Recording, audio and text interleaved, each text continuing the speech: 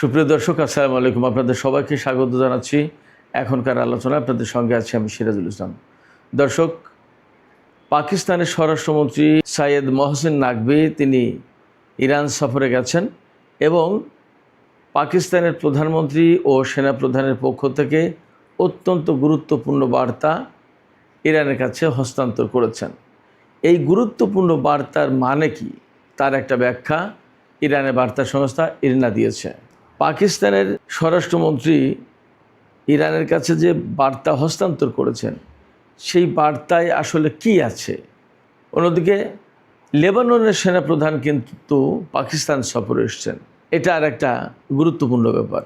আসলে পর্দার আড়ালে কি হচ্ছে? পাশাপাশি ইরানের দুটি ড্রোন ভূপাতিত করার দাবি করেছে আমেরিকা। এর মানে দাঁড়াচ্ছে ইরানের পক্ষ থেকেও নিশ্চয়ই পাল্টা হামলা আসবে এবং ধারণা করা হচ্ছে যখন আবার নতুন করে ডিপ্লোম্যাটিক প্রসেস শুরু করার চেষ্টা হচ্ছে পাকিস্তানের পক্ষ থেকে, তখন কিন্তু আমেরিকা মাঝে মধ্যেই ইরানের উপর হামলা করছে, যার কারণে দুই পক্ষের ভেতরে উত্তেজনা কমার চেয়ে বাড়ছে। আজকের এই ভিডিওতে আর একটা গুরুত্বপূর্ণ খবর থাকবে। সারা বিশ্বে ইসরায়েলের প্রতি মানুষের নেতিবাচক মনোভাব বাড়ছে, তার একটা জরিপ প্রকাশ হয়েছে। সেই জরিপে কোন দেশের কার কী অবস্থা, অর্থাৎ কোন দেশে সবচেয়ে ইসরায়েলের মানুষকে ঘৃণা করে বেশি, এই সম্পর্কে ছোট্ট কিছু তথ্য থাকবে। তো সুপ্রিয় দর্শক, চলুন আমরা বিস্তারিত আলোচনায় চলে যাই। তার আগে বলি, আজকের আলোচনা যদি ভালো লাগে তাহলে আপনারা লাইক, কমেন্ট, শেয়ার করবেন এবং চ্যানেলটি সাবস্ক্রাইব করে সাথেই থাকবেন প্লিজ। চলুন দর্শক, এবার বিস্তারিত আলোচনায় চলে যাই। পাকিস্তানের স্বরাষ্ট্রমন্ত্রী সাইয়েদ মহসিন নাকভি তিনি গতকাল ইরান সফরে গেছেন। এটা আগেই বলা হচ্ছিল। আমি এর আগে দুটো ভিডিওতে অন্তত তার সফরের কথা বলেছিলাম। তার সফরটাকে আমি বিশেষভাবে পর্যবেক্ষণে রাখছিলাম বা গুরুত্ব দিচ্ছি এই কারণে যে যখন ইরান এবং আমেরিকার মধ্যে যুদ্ধবিরতি বা যুদ্ধের অবসান বা শান্তি চুক্তির ব্যাপারে যখন একেবারেই একটা অচল অবস্থা বিরাজ করছে, তখন পাকিস্তানের পক্ষ থেকে নতুন করে একটা উদ্যোগ নেওয়া হচ্ছে। এই কারণে এটা বিশেষ গুরুত্বের দাবি রাখে, কারণ পাকিস্তান নতুন করে যে উদ্যোগ দিচ্ছে এর ভিত্তিটা কি আছে এবং কি হবে আসলে। তার আগের একটা প্রসঙ্গ ছিল যে পাকিস্তানের সেনাপ্রধান ফিল্ড মার্শাল আসিম মুনির তিনি নিজ হাতে এই চুক্তির খসড়া লিখছিলেন এবং আশা করা হচ্ছিল যে তিনি এমন কিছু লিখবেন, এমন কিছু বলবেন, এমন কিছু উপস্থাপন করবেন দুই পক্ষের সামনে, যা দুই পক্ষকে আসলে আশ্বস্ত করবে এবং একটা ভালো অগ্রগতি অর্জিত হতে পারে, এমনকি দুই পক্ষের ভেতরে চুক্তি হয়ে যেতে পারে। সেই কারণে মহসিন নাকভির এই সফরটাকে আমি বিশেষভাবে গুরুত্ব দিয়ে দেখছিলাম। মজার ব্যাপার হচ্ছে, পাকিস্তানের স্বরাষ্ট্রমন্ত্রী ইরানের সফরে গেছে। পাকিস্তানের প্রধানমন্ত্রী শেহবাজ শরীফ এবং সেনাপ্রধান ফিল্ড মার্শাল আসিম মুনিরের পক্ষ থেকে তাদের মেসেজ নিয়ে ইরানে গেছেন। তার মানে আমি ধারণা করছি যে জেনারেল আসিম মুনির যে খসড়া লিখেছিলেন এবং পাকিস্তানের পক্ষ থেকে আরও কিছু বক্তব্য দিয়ে তাকে পাঠানো হয়েছে। এবং মহসিন নাকভি এরই মধ্যে ইরানের স্বরাষ্ট্রমন্ত্রী ইস্কান্দার মোমেনির সঙ্গে বৈঠক করেছেন এবং আজকে আমি যখন ভিডিও করেছি হয়তো ততক্ষণে মহসিন নাকভির ইরানের পররাষ্ট্রমন্ত্রী সাইদ আব্বাস আরাগচির সাথে বৈঠক হয়ে যাবে। এরপরেও তিনি আরও বৈঠক করবেন ইরানের পার্লামেন্ট স্পিকার বাকের কলিবফ, এমনকি প্রেসিডেন্টের সাথেও বৈঠক করতে পারেন। ইরানের রাষ্ট্রীয় বার্তা সংস্থা ইরনা, এই সংস্থাটি বলছে পাকিস্তানের পক্ষ থেকে গুরুত্বপূর্ণ মেসেজ আনার মানে হচ্ছে সেটা ইরানের সর্বোচ্চ নেতা সাইয়েদ মুস্তফা খামেনির জন্য এই বার্তা পাঠানো হয়েছে এবং এই বার্তা সর্বোচ্চ নেতার কাছে পাঠানো হবে, পৌঁছানো হবে। এই বার্তায় কি আছে যদিও কেউ এই ব্যাপারে একদম পরিষ্কার করে কিছু বলেনি, কোনো আকার ইঙ্গিতেও আমি অনেক খোঁজাখুঁজি করেছি, কোনো আকার ইঙ্গিতেও কিছু পাইনি। তবে ধারণা করা হচ্ছে যে জায়গায় বিশেষ করে অচল অবস্থা তৈরি হয়েছে, হরমুজ প্রণালী উন্মুক্ত করা, ইরানের আটক থাকা অর্থ ছাড় করা এবং পরমাণু কর্মসূচি প্রসঙ্গ, তার মানে ইরানের পরমাণু কর্মসূচি কতটুকু বিস্তৃত পরিসরে পরিচালিত হবে, তারপরে সমৃদ্ধ ইউরেনিয়াম কী করা হবে, ইরান কোনোদিন পরমাণু অস্ত্র তৈরি করতে পারবে না এইরকম গ্যারান্টি দেবে কিনা, এই সমস্ত বিষয়গুলো যেহেতু একদম আলোচনার কোর পয়েন্ট, এবং এই বিষয়গুলো নিয়েই মূলত অচল অবস্থা তৈরি হয়ে আছে।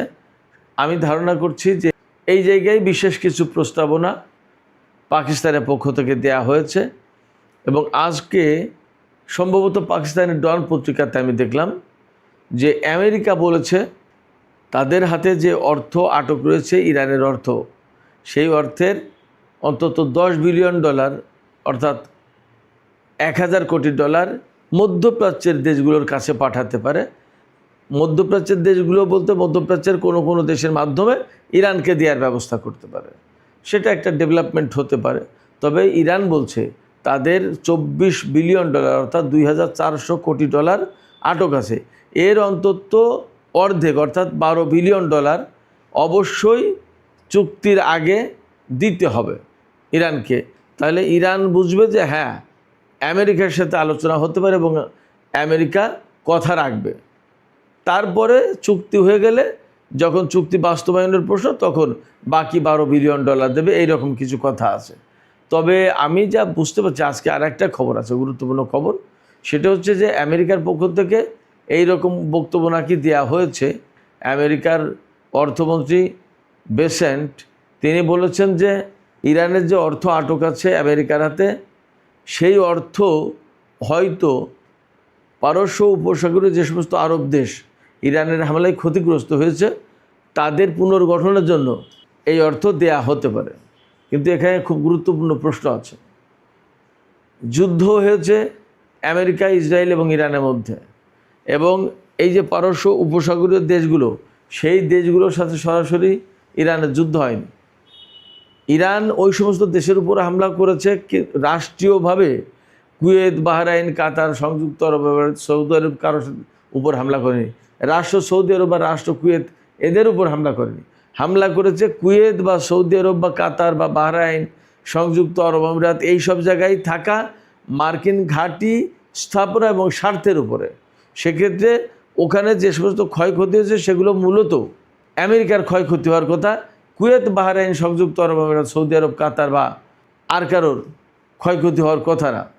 ফলে এই সমস্ত ঘাঁটি বা এই ক্ষয়ক্ষতি যদি ঠিকঠাক করতে হয় তাহলে সেগুলো অবশ্যই মার্কিন অর্থ দিয়ে করতে হবে, ইরানের অর্থ দিয়ে না। এটা গেলে একটা কথা। আর একটা কথা হচ্ছে যেহেতু এই মুহূর্তে আবার নতুন করে পাকিস্তানের পক্ষ থেকে আলোচনার অচল অবস্থা কাটানোর জন্য বার্তা চালাচালি করা হচ্ছে, উদ্যোগ নেওয়া হয়েছে, পাকিস্তানের স্বরাষ্ট্রমন্ত্রীকে ইরানে পাঠানো হয়েছে, এবং নিশ্চয়ই সেখানে আমেরিকার একটা সিগন্যাল আছে যে ঠিক আছে, ইরানে তোমাদের স্বরাষ্ট্রমন্ত্রীকে পাঠাও, আমাদের পক্ষ থেকে এই বক্তব্য নতুন করে ইরানের কাছে পৌঁছাও। তো সেই রকম একটা সময় যদি আমেরিকায় এই ঘোষণা দেয় যে ইরানের যে অর্থ আটক আছে তাদের হাতে, সেই অর্থ দিয়ে উপসাগরীয় দেশগুলোর যে সমস্ত ক্ষয়ক্ষতি হয়েছে সেগুলো পুনর্গঠন করা হবে, তাহলে আমার তো মনে হয় যে পাকিস্তান যে উদ্যোগ নিয়েছে সেই উদ্যোগ সফল হবে না, এবং সেই উদ্যোগ সফল না হলে অবশ্যই আবারও আমেরিকার কারণেই তা হলো না বলে পরিষ্কার হবে। এদিকে 2-3 দিন আগে প্রেসিডেন্ট ডোনাল্ড ট্রাম্প ফক্স নিউজকে দেওয়া সাক্ষাৎকারে বলেছিলেন যে তিনি ইরানের সর্বোচ্চ নেতার সাথে সাক্ষাৎ করতে পারলে খুব খুশি হবেন। কিন্তু ফ্যাক্ট হচ্ছে কি যে আমেরিকার সাথে যেহেতু ইরানের কোনো ধরনের কূটনৈতিক সম্পর্ক নেই, সেক্ষেত্রে ইরানের পক্ষ থেকে কোনো মার্কিন কর্মকর্তার সাথে ইরানের কোনো কর্মকর্তা ডাইরেক্ট কোনো বৈঠকে বসেন না। ইতিহাস ব্রেক করে গত 12 এপ্রিল পাকিস্তানের রাজধানী ইসলামাবাদে মার্কিন কর্মকর্তাদের সাথে ইরানি কর্মকর্তাদের সরাসরি বৈঠক হয়েছিল একটা বিশেষ প্রেক্ষাপটে, যে একটা চুক্তি হয়ে যায় এইরকম একটা অবস্থার প্রেক্ষাপটে। কিন্তু সেই চুক্তি বেসিক্যালি ইসরায়েলের চাপের মুখে করেনি আমেরিকা, এবং আমেরিকা সরে গেছে। যাই হোক, সেক্ষেত্রে ইরানের সর্বোচ্চ নেতার সাথে ডোনাল্ড ট্রাম্পের বৈঠক আয়োজনের তো কোনো প্রশ্নই আসে না, ইরানের পক্ষ থেকে এটা ভাবাই হবে না। এক, দ্বিতীয় কথা হচ্ছে যেহেতু ইরানের সর্বোচ্চ নেতার বাবাকে অর্থাৎ সাইয়েদ আলী খামেনিকে হত্যা করেছে আমেরিকা, সেক্ষেত্রে আমেরিকার সাথে আলোচনা করার প্রশ্ন ইরানের সামনে বা ইরানের সর্বোচ্চ নেতার সামনে নেই। এটা বরং একটা ঘৃণার ব্যাপার তাদের কাছে, আমি ব্যক্তিগতভাবে যা মনে করছি। যাই হোক, সুপ্রিয় দর্শকের পাশে আর একটা গুরুত্বপূর্ণ খবর আছে। লেবানন এবং ইসরায়েলের ভেতরে তো সংঘাত চলছে, যদিও লেবানন এবং ইসরায়েলের দুই প্রতিনিধি দল অর্থাৎ সরকারি প্রতিনিধি দল যুদ্ধবিরতির চুক্তিতে সই করেছে, বাট ইসরায়েল কিন্তু লেবাননে হামলা বন্ধ করেনি। আর লেবাননে যেহেতু ইসরায়েলের হামলা বন্ধ হয়নি, সেক্ষেত্রে লেবাননের যে প্রতিরোধকামী সংগঠনটা তারাও তাদের হামলা বন্ধ করেন এবং তারা এই যুদ্ধবিরতি চুক্তিকে গোলামি চুক্তি বলে এটাকে নাকচ করেছে। এই প্রেক্ষাপটে লেবাননের প্রতিরোধকামী সংগঠনের সাথে ইসরায়েলের সামরিক বাহিনীর যুদ্ধ বা সংঘাত অব্যাহত রয়েছে। এই অবস্থায় গতকাল অন্তত 2 জন ইসরায়েলি সেনা নিহত হয়েছে লেবাননের প্রতিরোধকামী সংগঠনের পাল্টা হামলায়। এর ভেতরে একজন কমান্ডো ব্রিগেডের ক্যাপ্টেন রয়েছেন, তিনি একজন কর্মকর্তা অফিসার লেভেলের সেনা, তিনি মারা গেছেন। এছাড়া একজন সার্জেন্ট মারা গেছেন লেবাননের প্রতিরোধকামীদের হামলায়। তাতে বলা যায় ইসরায়েল খানিকটা বিপর্যয়ের মুখে পড়েছে। ইসরায়েলের কোনো একজন সেনা মারা যাওয়া বা আটক হওয়া বা আহত হওয়া কিন্তু এটা অনেক বড় ব্যাপার। সেই জায়গায় শনিবারের ভেতরে 2 সেনার মৃত্যুর খবর, এটা কিন্তু ইসরায়েলের জন্য একটা বিপর্যয় বটে। আমরা জানি ইসরায়েল লেবানন যে যুদ্ধবিরতির ব্যাপার, সেই ব্যাপারে ইসরায়েলের প্রেসিডেন্ট তিনি কিন্তু ইরানের বিরুদ্ধে অনেকটা কড়া সমালোচনা করেছেন এবং ইরানকে লেবাননে হস্তক্ষেপ না করার জন্য বলেছেন অনেক কথা। আমি গতকাল 2টো ভিডিওতে এনে কম বেশি কথা বলেছি। আমি আবারও স্মরণ করে দিই, লেবাননের প্রেসিডেন্ট কিন্তু খ্রিস্টান সম্প্রদায় থেকে হন। মজার তথ্য হচ্ছে যে লেবাননের যে সেনাপ্রধান তিনিও কিন্তু খ্রিস্টান সম্প্রদায় থেকে হন, ডেপুটি স্পিকার খ্রিস্টান সম্প্রদায় থেকে, শুধুমাত্র প্রধানমন্ত্রী সুন্নি মুসলিম সম্প্রদায় থেকে, আর পার্লামেন্টের স্পিকার শিয়া মাযহাব থেকে। প্রেসিডেন্ট, ডেপুটি স্পিকার এবং সেনাপ্রধান এই 3 জন কিন্তু খ্রিস্টান সম্প্রদায় থেকে। যা হোক, লেবাননের সেনাপ্রধান রোদলফ হাইকাল তিনি পাকিস্তান সফরে এসেছে। বলা হয়েছে এই প্রশিক্ষণজনিত বিষয় এই সমস্ত নিয়ে পাকিস্তান সফরে গেছেন, কিন্তু একেবারে ঘনিষ্ঠভাবে ধারণা করা হচ্ছে, একেবারে জোরালোভাবে ধারণা করা হচ্ছে তিনি ইসরায়েল লেবানন যুদ্ধবিরতির প্রসঙ্গ এবং ইরান প্রসঙ্গ নিয়ে আলোচনা করবেন পাকিস্তানের সেনাপ্রধানের সাথে। কারণ পাকিস্তানের সেনাপ্রধান ইরান আমেরিকার মধ্যে যে যুদ্ধবিরতির চুক্তি বা আলোচনা হচ্ছে এই ব্যাপারে পাকিস্তানের সেনাপ্রধানের গুরুত্বপূর্ণ ভূমিকা রয়েছে। সেই কারণে লেবাননের সেনাপ্রধান পাকিস্তানের সেনাপ্রধানের সাথে আলোচনা করতে এসেছেন হিজবুল্লাহ, ইসরায়েল, লেবানন এবং ইরান এই 4টা প্রসঙ্গ নিয়ে। অর্থাৎ এখানে যে একটা জটিল প্যাচ আছে, গুরুত্বপূর্ণ কতগুলো ঘটনা আছে, এই বিষয়গুলো নিয়ে তিনি পাকিস্তানের সেনাপ্রধানের সাথে আলোচনা করবেন। দেখা যাক তিনি কি আলোচনা করেন এবং পাকিস্তানের সেনাপ্রধান কি বলেন এবং পরিস্থিতি আসলে কোথায় যায়। তবে এটা ঠিক যে লেবাননের প্রতিরোধকামী সংগঠন একদম সুস্পষ্ট করে বলেছে, লেবানন থেকে সমস্ত ইসরায়েলি সেনা প্রত্যাহার না করা পর্যন্ত তারা যুদ্ধবিরতি মানবে না। ফলে লেবাননের প্রতিরোধকামী সংগঠনের যোদ্ধাদের এই অবস্থান অবশ্যই বিবেচনায় নিতে হবে বলে আমি মনে করি। সুপ্রিয় দর্শক, এখনকার আলোচনার শেষ পর্যায়ে বিশ্বব্যাপী ইসরায়েলের প্রতি যে মানুষের নেতিবাচক দৃষ্টিভঙ্গি বাড়ছে, নেতিবাচক মনোভাব বাড়ছে, এই ব্যাপারে পিউ রিসার্চ সেন্টার আমেরিকান একটা জরিপ করেছে।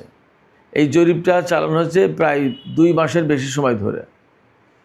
তো এই জরিপে উঠে এসেছে এক মারাত্মক তথ্য, যে তথ্য শুনলে আপনারা অবাক হতে পারেন।